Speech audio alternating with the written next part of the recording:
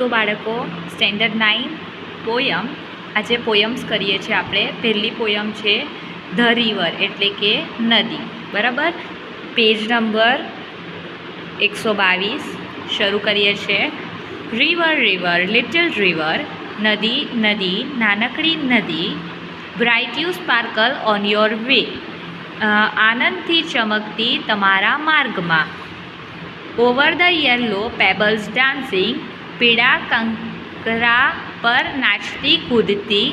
Through the flowers and foliage glistening, ફૂલો અને પાંદડાઓમાંથી જોતી જોતી. Like a child at play, જાણે કે એક રમતું બાળક. બરાબર, આ એક પોયમ છે, તેનો પહેલો ફકરો તમને સમજાવ્યો. What does the river do over the pebbles, કાંકરા ઉપર શું કરે છે તે. Through what does the river glance, તે શાનાથી ગ્લેન્સ કરે છે એટલે કે જોઈ છે એમ, જોતી એમ. Write the rhyming words in the stanza, rhyming words એટલે કે મળતા જોડતા, જેમ કે વે, પ્લે, ડાન્સિંગ, ગ્લેન્સિંગ, એવી રીતના બે આનામાં સ્ટેન્ઝામાં રાઇમિંગ વર્ડ્સ આપેલા છે. પછી આગળ રિવર રિવર સ્વેલિંગ રિવર, નદી નદી ઉછળતી નદી. On you rush through rough and smooth, ખાડો ટેકરાવાળા અને સમતલ રસ્તે તું દોડતી જાય છે. એટલે કે ખરાબ જે રસ્તા હોય, અમુક ખરાબ અમુક સારા જે રસ્તા હોય છે તે.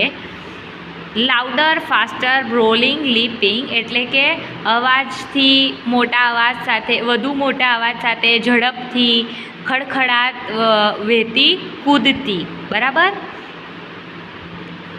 Over rocks by rose banks sweeping, એટલે કે પથરા ઉપરથી કાંઠા પર ગુલાબની હરને સંપડતી, એટલે કે ધીરે ધીરે જતી, અમુક વાર ફાસ્ટ ફાસ્ટ જતી, એવી રીતે જતી. લાઇક ઇમ્પેટિયસ, ઝડપથી બી દોડતી જતી એમ. લાઇક ઇમ્પેટિયસ યુથ, એટલે કે જાણે કે ઉમત યુવાઓના જેમ, ઉમત યુવાઓના જેમ એમ, તે રીતે જતી. તે કોની જોડે કરે છે તેને પણ કહેવાનું હોય છે અમુક વાર. કોની જોડે તે કમ્પેર કરે છે એમ. What does swelling river, swelling river એટલે કે શું, તમને હમણાં જ કીધું, સ્વેલિંગ એટલે કે શું. બરાબર. પછી આગળ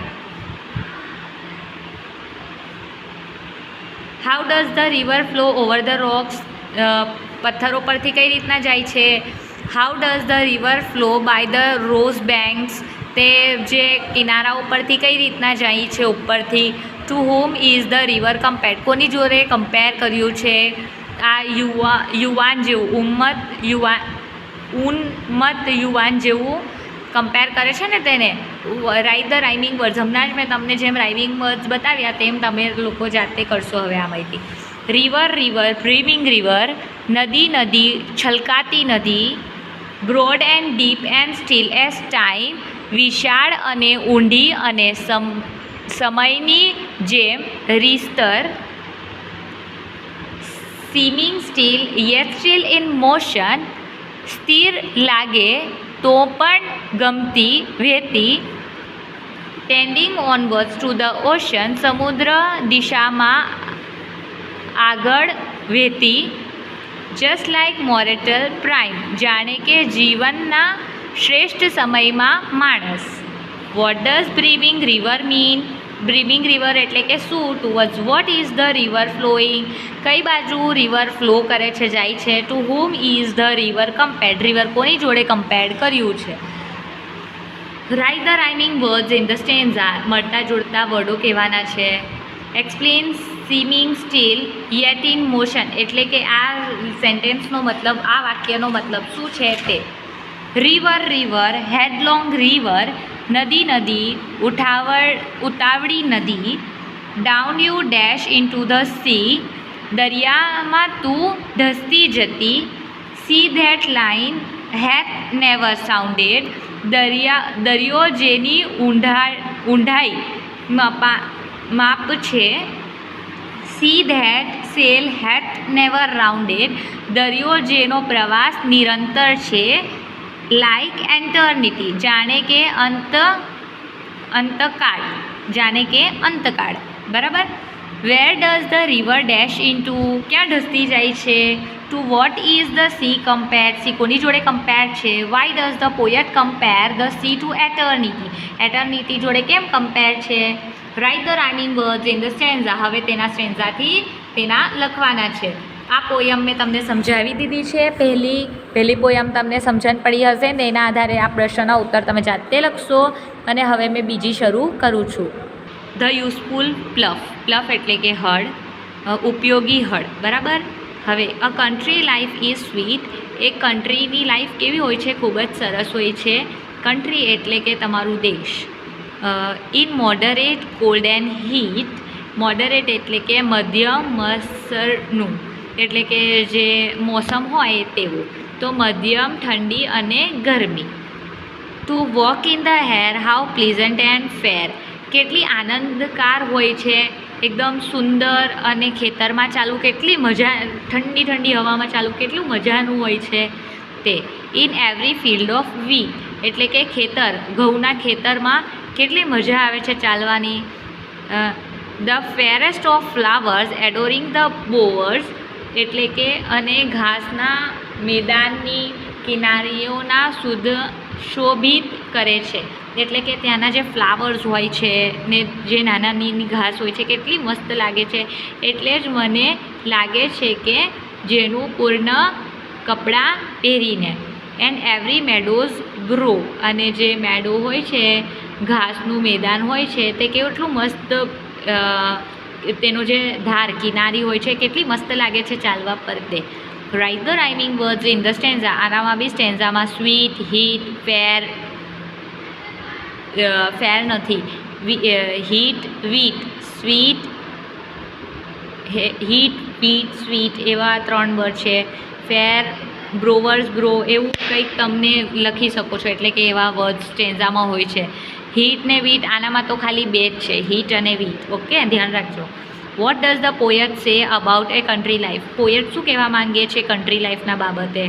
vote does the poet say about the weather in a country, ત્યાંનું જે વાતાવરણ છે, વેધર એટલે કે વાતાવરણ છે તેના બાબતે તે શું કહે છે.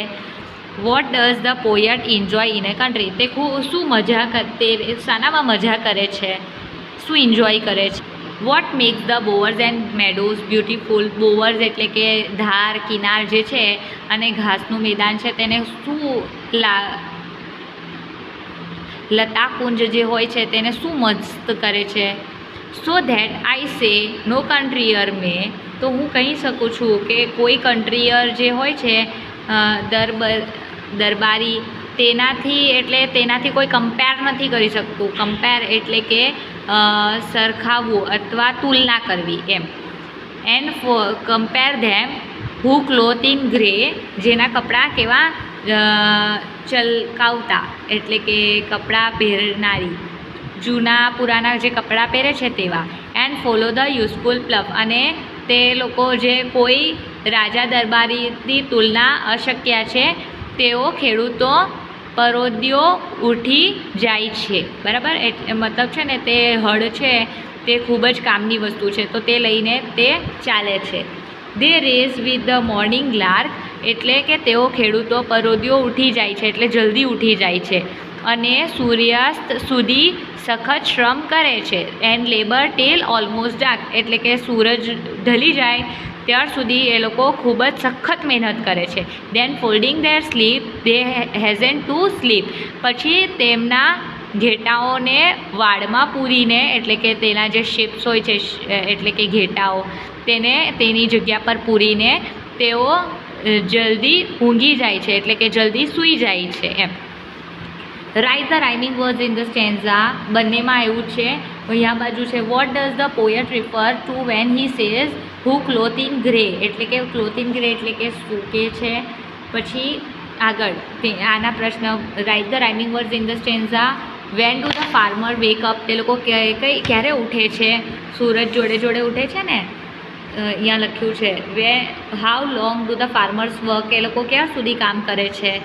Next morning is ringing with birds, they are singing, અને તેઓ જલ્દી ઊંઘી જાય છે લીલા કોમળ ડાળીઓ પર કલકાર કરતા પંખીઓ સાથે. એ લોકો પછી ક્યારે ઉઠે છે? જ્યારે બધા પક્ષીઓ ઉઠી જાય ને એ લોકો અવાજ કરે ને ત્યારે તે લોકો ઉઠી જાય છે. ઓન ઈચ ગ્રીન ટેન્ડર બોફ, એટલે કે લીલા કોમળ ડાળીઓ પર એ લોકો બેઠા બેઠા અવાજ કરે છે ને સવારમાં, તમે જોયું હશે.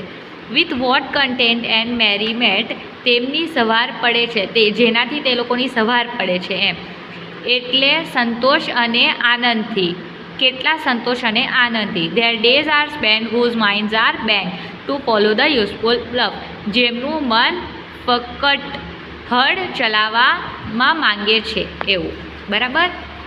આ એક બહુ જ મસ્ત ગીત છે, પ્રાચીન ગીત છે એવું. Write the rhyming words in the stanza. What makes the morning pleasant for the farmers, એ કેવી રીતે તે લોકોની સવાર સરસ હોય છે. How do the farmers spend their life, તે લોકો પોતાની સવાર કેવી રીતે પાડે છે.